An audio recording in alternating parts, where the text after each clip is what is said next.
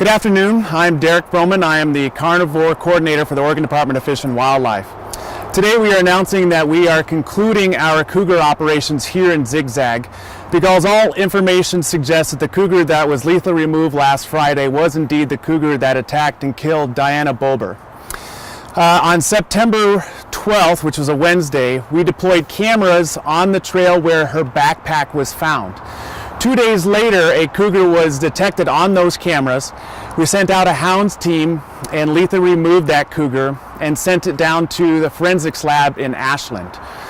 After that animal was sent down to Ashland, we continued to monitor the area while the lab analyzed that carcass for any evidence.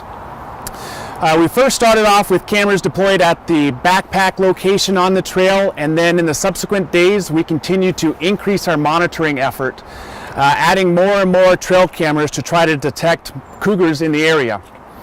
As of last night, we had 32 different trail cameras deployed in the area. Of all of those cameras, there were no other cougars detected with those cameras. The cougar that was taken was an adult female. She was not a juvenile that may have been dispersing through the area. So we feel confident that this is a resident cougar in this area. And again, because we had no other detections, she may have been one of the few cougars in this location. So we feel confident that this cougar was associated with this attack. In the following days after submitting to the lab has been trying to extract DNA from the evidence. They've had a tough go about it because there was a significant lag between when the attack likely occurred and when Diana was found. So there was a lot of issues with the environment washing away a lot of the potential evidence. To date, the lab has been unable to extract any DNA, and at best case, the DNA that they would be able to obtain would identify cougar, but not likely be able to identify an individual cougar. The agency continued to monitor the area, as I said before. We are concluding our operations today.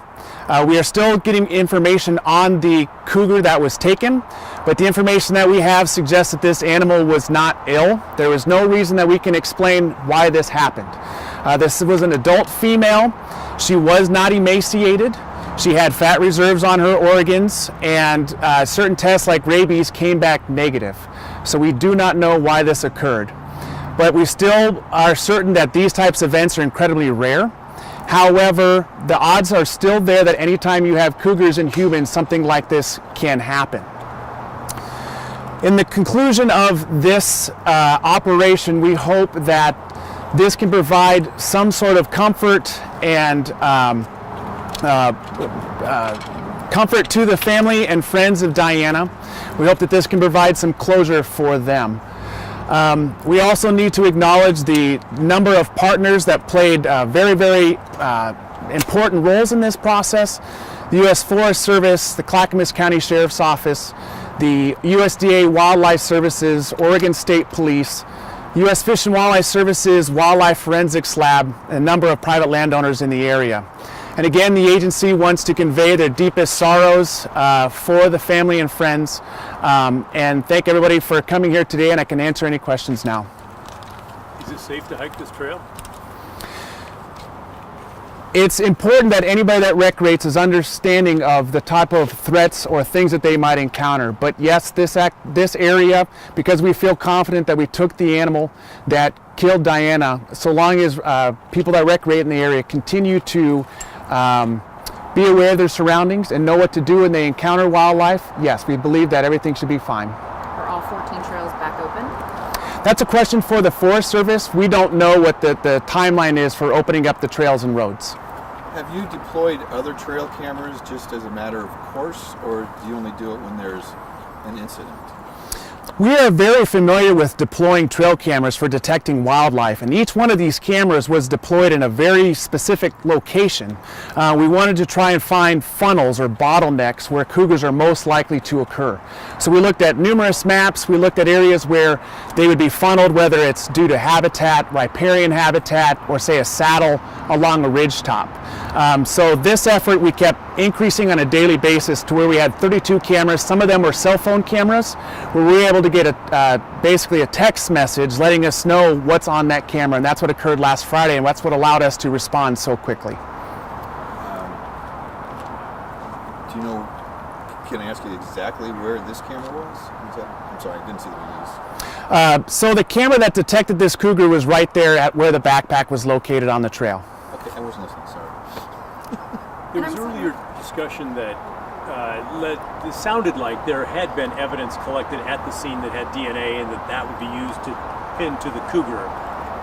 Now we're hearing that maybe there was no evidence, it was just hoped for evidence? Is that right? I can't comment on what type of evidence was available, but it was the hope that anything that was collected, we would be able to try to get something to pull DNA out of, whether that's saliva or if that's hair, etc. So the lab really dropped everything and have been working extremely hard to try to extract whatever it is they could. Can you say what it is that they extracted and were able to compare? Well, they tried to extract DNA from these samples, but there was a great deal of contamination due to just the environmental factors. So it wasn't that they were able to extract DNA and not make sense of it. They just haven't been able to get DNA out of the samples. And we missed the beginning, so how do we know if this was the cougar then? We feel very confident that this was the cougar because this animal was located right at the location where the backpack was found on the trail. And we have had numerous cameras deployed in the area and we have detected no other cougars. Any sign that this cougar was nursing any cubs or any other family, I guess, of the cougar? That's a good question. So this was an adult female, but she was not lactating. All indications looking at her reproductive tract says that she had kittens at some point, but it's likely been perhaps years since that occurred. So there's no dependent young out there. So I know you're using your best judgment to say this is the one, but it is possible, isn't it, that the one is 50 miles away? That is certainly a possibility. Has there been any indication or discovery as to why this cougar may have killed him? There's no information to suggest why this occurred. There's quite a few questions still remaining about what actually happened, and we can't speculate on that. But as far as looking at biological reasons, such as an animal being injured or being emaciated or having, say, rabies, we've pretty much excluded all of those options. Are there any other questions? We'd like to wrap this up if we could. Were there any types of injuries to the cougar at all then? So the question was about injuries to the cougar. Through the necropsy, there was a very extensive effort to try and see if they could find any wounds or bruising or any of those types of things, and no, nothing was detected during the animal autopsy. Is there anything else that you guys do at this point, or is your job done? We're still collecting information. Again, we're still working with the lab to try to see if there's any information we can supply. We don't yet have an age on the animal. We will extract a tooth and send that to a lab, and they will then be able to tell us the age of that animal. Otherwise, we can't tell exact age. Besides, it's indeed an adult female. So we'll still be trying to collect that information, which is consistent with our larger cougar information database. I think there had been earlier reporting that maybe she had a knife or something sharp that she had defended herself with. Was that not accurate? Because it seems like there would be marks on the cougar if that was accurate. I don't have that information. I'm specific to the cougar operation and trying to identify this animal and remove. And just to be clear, you're not looking for any other cougars at this time? No, we are not. Is this a relief for you guys? Anytime a tragic event like this happens, it takes a while to put things into perspective. Staff have been working extremely hard. We've brought in a lot of folks to help with these efforts. So we're going to be evaluating the situation, what went right, what went wrong. We are content with our result. We wish it was better. We wish we had nice DNA to back up all of the other evidence. But ultimately, we're going to continue just to help educate the public on how to reduce chances like this happening again.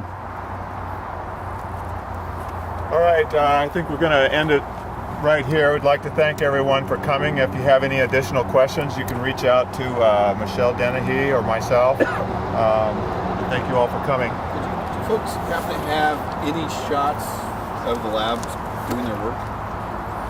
You might have to put in a request to the lab. I think their PIO is available. You can talk to Michelle about any type. I believe there actually was some stories done maybe 6 months or so ago, got some national attention because this is a big national lab that samples from all over go there. So we're very fortunate that we have such an impressive resource just down the road here in Oregon.